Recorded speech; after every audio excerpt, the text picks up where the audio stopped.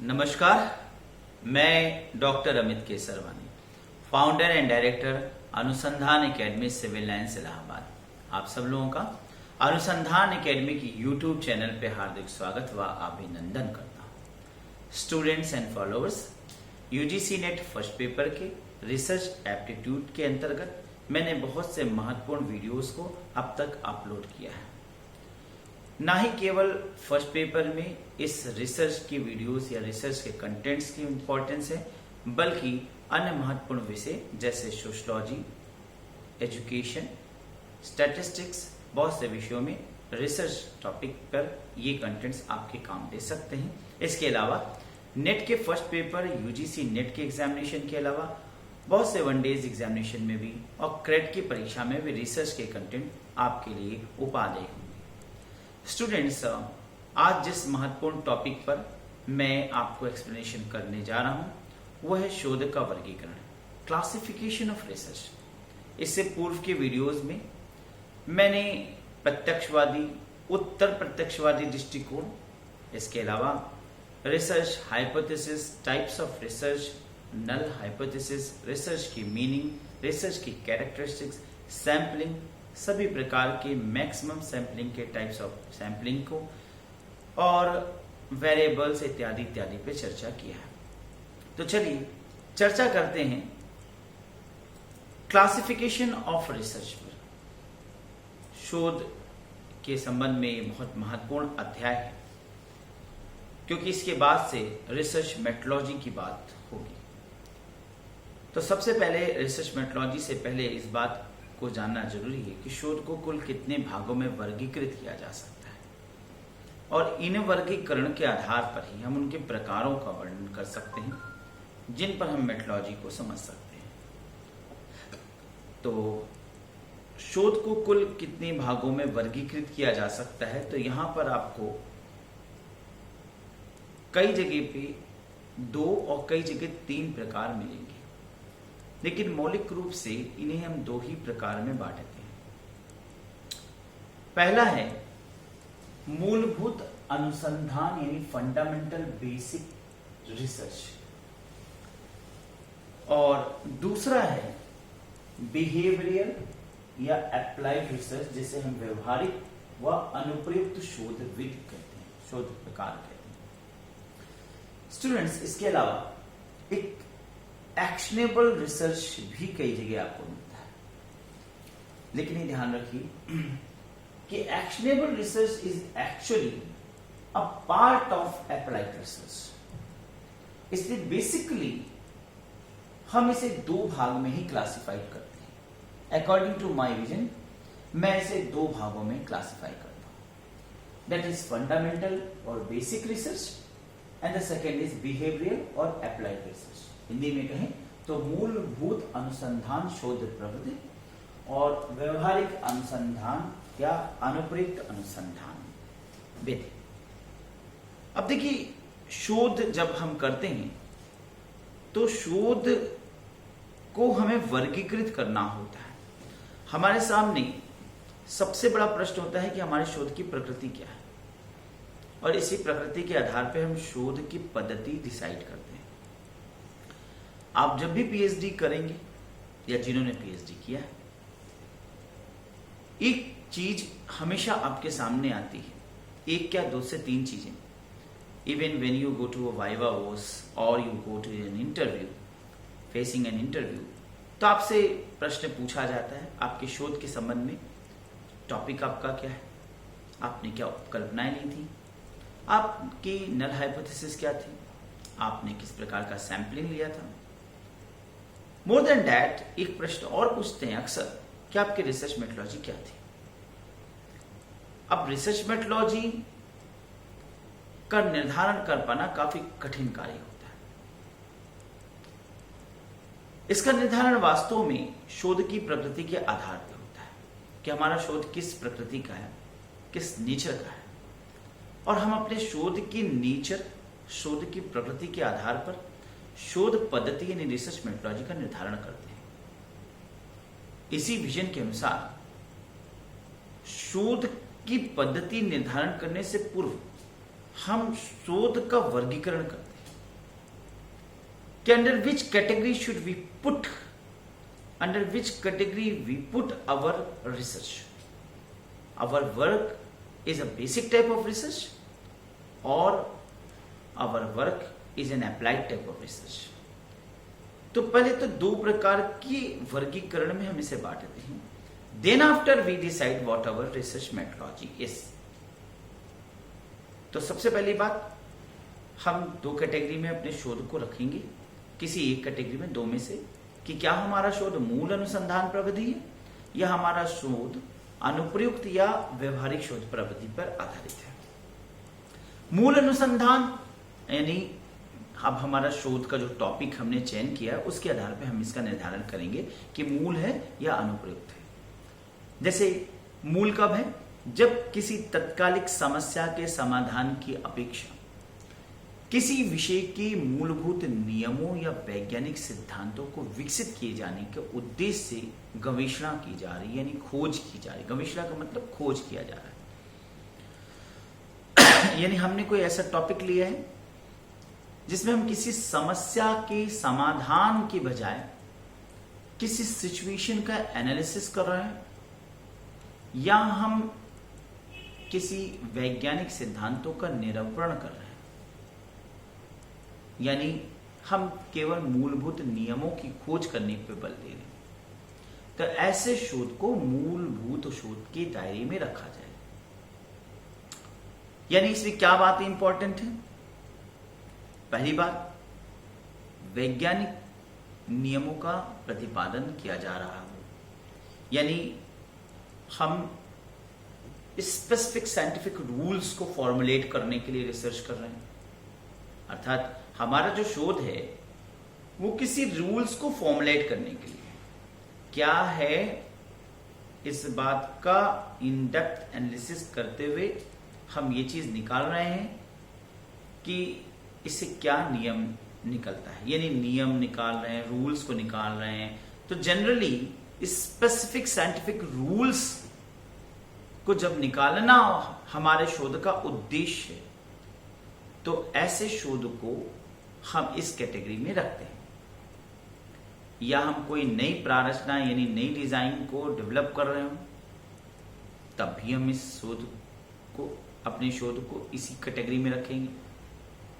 हमेशा ये देखा गया है कि टेक्निकल इंसिडेंट्स यानी प्राविधिक घटनाओं को इसमें सम्मिलित किया जाता है.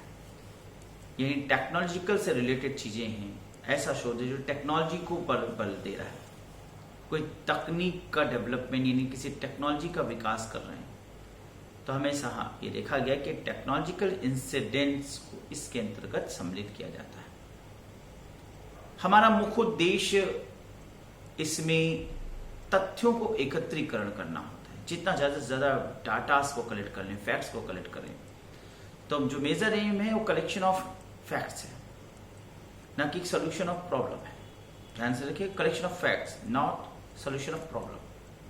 अतः मात्र ज्ञान में वृद्धि करना बल है. यानी कि हमारा जो शोध है उसका उद्देश्य ज्यादा से ज्यादा नॉलेज कलेक्ट करने, इस नॉलेज से भावी भविष्य में किसी समस्या के समाधान में ये काम आ सकता है. तो हमारा जब शोध का उद्देश्य होगा ज्यादा से ज्यादा नॉलेज को कलेक्ट करना, हमारे शोध का उद्देश्य है. मैं ऐसा टॉपिक सेलेक्ट किया है जिसमें हम ज्यादा से ज्यादा नॉलेज को कलेक्ट करना ही उद्देश्य रखते हैं.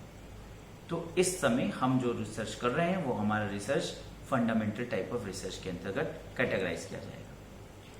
यह व्यवहारिक अनुसंधान के लिए आधार प्रदान करता है, यानी it provides the base for the behavioural research. क्यों? क्योंकि हम अभी इसमें जो कलेक्ट कर रहे हैं डाटा, ये डाटा कल को किसी समस्या के निदान पर जब कोई शोध होगा, यानी कोई शोधार्थी किसी समस्या के निदान पर यदि शोध कर रहा होगा, तो इन्हीं डाटा पर आश्रित होकर वो अपना कार्य करेगा. इन डाटाओं को लेकर के किसी समस्या का समाधान निकालेगा. तो बेसिकली जब हमारा शोध किसी समस्या के समाधान पर बल देने के बजाय, ध्यान से समझिएगा, समस्या के समाधान पर बल देने के बजाय तथ्यों को संकलित करने पर फोकस्ड होता है, then it is categorised under fundamental type of research category. मूलभूत अनुसंधान के अंतर्गत रखा जाए। व्यवहारिक अनुसंधान क्या है? व्यवहारिक यानी बिहेवियरल अनुसंधान एक ऐसा शोध जिसका उद्देश्य तत्कालिक समस्याओं का हल अथवा दूरगामी महत्व की समस्याओं का समाधान करना, उसे हम व्यवहारिक शोध के अंतर्गत रखते हैं। तो इसमें क्या होता है कि यह समस्याओं के समाधान के लिए प्रयोग किया जाता है। यानी जब हमने ऐसा टॉपिक चुना हो जिसमें हम किसी समस्या के समाधान यानी हल को निकालना चाहते हो, then it should be categorised under behavioural type of research. किसी समस्याओं के तत्कालिक हल के निकालने के दृष्टिकोण से एप्लाइड रिसर्च इसको अंदर में रखेंगे। अब जनरली मूलभूत अनुसंधान से जो तथ्य प्राप्त होते हैं उनके द्वारा हम क्रियात्मक समस्याओं की खोज पर बल देते हैं। तो फंडामेंटल्स रिसर्च कोई हो चुके हैं, उन तर्कों का प्रयोग करके हम किसी समस्या का समाधान निकालना चाहें तो ये बोला जाएगा ये बोला जाएगा एप्लाइड और बिहेवियरल टाइप ऑफ रिसर्च। एक उदाहरण बहुत छोटा सा दूंगा और ये कॉन्सेप्ट क्लियर हो जाएगा। अब आज से 50 साल, 100 साल, 150, 200 साल पहले वैज्ञानिकों ने खोज किया ऑक्सीजन की, नाइट्रोजन की, ओजोन की। तो उस समय उनके सामने किसी समस्या के दृष्टिकोण से इनकी खोज करने का उद्देश्य नहीं था। उन्होंने उसे खोज किया था ज्ञान के संकलन के लिए कि ऑक्सीजन होता है, जब O के 3 मॉलिक्यूल पाए जाते हैं तो वो ऑक्सीजन बोला जाता है, और 2 मॉलिक्यूल पे वो O2 यानी O के 3 मॉलिक्यूल पाए जाते हैं तो वो ओजोन होता है, और जब O के 2 मॉलिक्यूल पाए जाते हैं तो वो ऑक्सीजन होता है। इसी तरह से कार्बन, नाइट्रोजन, हीलियम, हाइड्रोजन सबकी खोज की गई। अब आज से 150 साल, 200 साल पहले ओजोन की खोज कर ली गई, ओजोन की संरचना की खोज कर ली गई, लिपिबद्ध कर दिया गया। That was a fundamental type of research.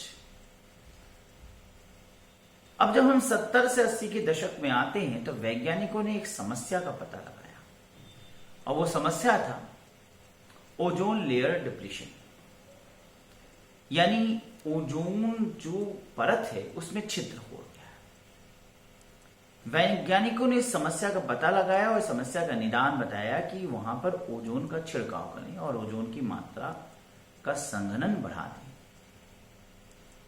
अब अगर वैज्ञानिकों ने पहले ओजोन की खोज ना की होती तो आज ओजोन का प्रयोग कैसे करते? आज इस समस्या के निदान के लिए मूलभूत अनुसंधान में ओजोन की जो खोज हुई थी उसका प्रयोग इस समस्या के निदान के लिए किया जा रहा है। तो इस समस्या के निदान के लिए जब रिसर्च हो रहा है तो इसे कैटेगराइज करेंगे बिहेवियरल या एप्लाइड रिसर्च के अंतर्गत, यानी व्यवहारिक या अनुप्रयुक्त रिसर्च के अंतर्गत। ओजोन लेयर डिप्लीशन की समस्या के लिए ओजोन का छिड़काव करना और ओजोन या आदि गैसों की खोज करने के दृष्टिकोण से जब रिसर्च किया गया तो बस बेसिक कॉन्सेप्ट्स को, फैक्ट्स को करेक्ट करने का दृष्टिकोण था। तो that was categorised under fundamental type of research, मूलभूत अनुसंधान के अंतर्गत रखा गया। एक छोटा सा अन्य उदाहरण व्यवहारिक रूप से आपको दे सकता हूं इसी कॉन्सेप्ट पे। सपोज करिए मैंने रिसर्च किया है, पीएचडी किया है, Kumbh Mela the study on sociology of culture.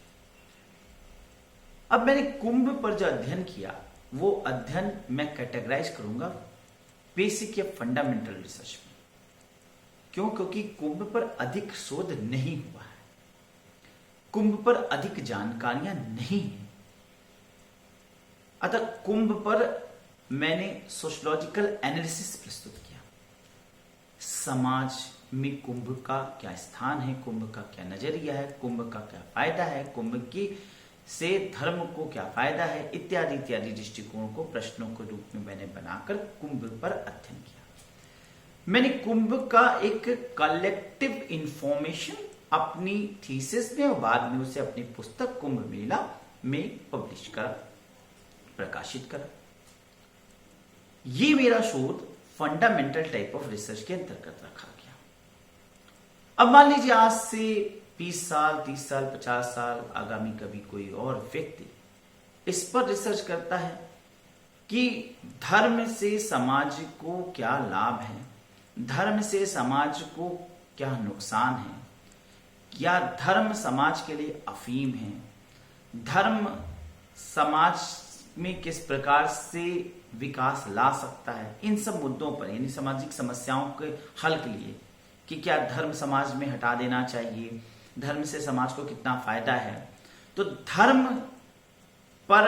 धर्म जैसे सामाजिक समस्या या धर्म पर सामाजिक समस्याओं के उन्मूलन पर रिसर्च करता है।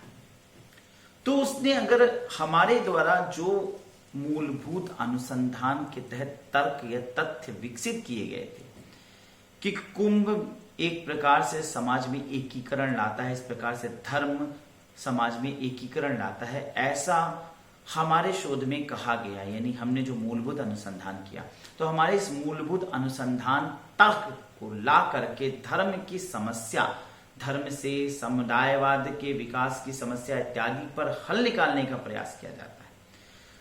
तो यह बोला जाएगा व्यवहारिक या अनुप्रयुक्त शोध, और मेरे द्वारा किया गया शोध कैटेगराइज्ड होगा बेसिक या फंडामेंटल रिसर्च की तरह। अब ऐसे बहुत से अनंत उदाहरण हो सकते हैं, असंख्य उदाहरण हो सकते हैं जिसमें पूर्व में की गई कोई भी अध्ययन जिससे हमने बहुत से नॉलेज कलेक्ट किए और उनका प्रयोग किया आज के दौर में किसी समस्या के हल के लिए।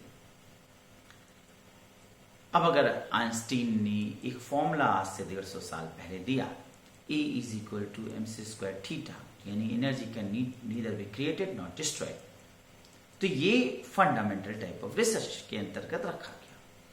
और आज किसी समस्या का समाधान के दृष्टिकोण से इस फॉर्मूले का प्रयोग किया जाए तो ये कैटेगराइज किया जाएगा बिहेवियरल और अप्लाइड रिसर्च के अंतर्गत। तो मैंने अभी आपको यहाँ पर बिहेवियरल और अप्लाइड रिसर्च का एक डेप्थ एनालिसिस दिया।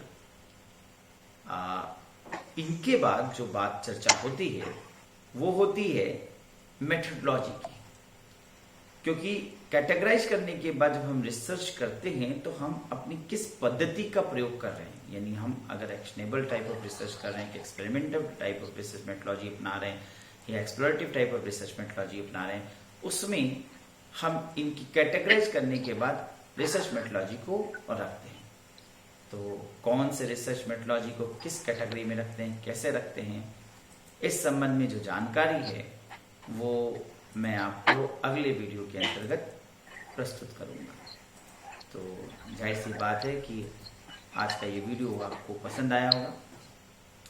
अच्छा लगे तो जरूर लाइक करिए, कमेंट करिए, ज़्यादा से ज़्यादा लोगों को फॉरवर्ड करिए, शेयर कीजिए। और अगर आपने सब्सक्राइब अब तक हमारा चैनल नहीं किया है तो उसको सब्सक्राइब कर लीजिए और एक बेल आइकॉन दबाइए ताकि नोटिफिकेशन या कोई नया वीडियो जो भी मैं अपलोड करूं आप तक पहुंच सके। मैं पूरा प्रयास करता हूं कि आपको बेहतर कंटेंट प्रोवाइड कर सकूं जो आपके एग्जामिनेशन, भावी भविष्य में, आपके भविष्य निर्माण में, आपके जीवन निर्माण में सहयोग कर सके। मैं जल्दी अब और भी रिसर्च की कंटेंट्स के साथ आपसे मुलाकात करूंगा। आगे जो मेरा अगला टॉपिक होगा वो रिसर्च मेथडोलॉजी पर होगा। रिसर्च मेथडोलॉजी क्या है, उनके प्रकार क्या हैं, उस पर मैं आपसे चर्चा करूंगा। तो तब तक के लिए आपसे विदा लेता हूं। धन्यवाद, नमस्कार।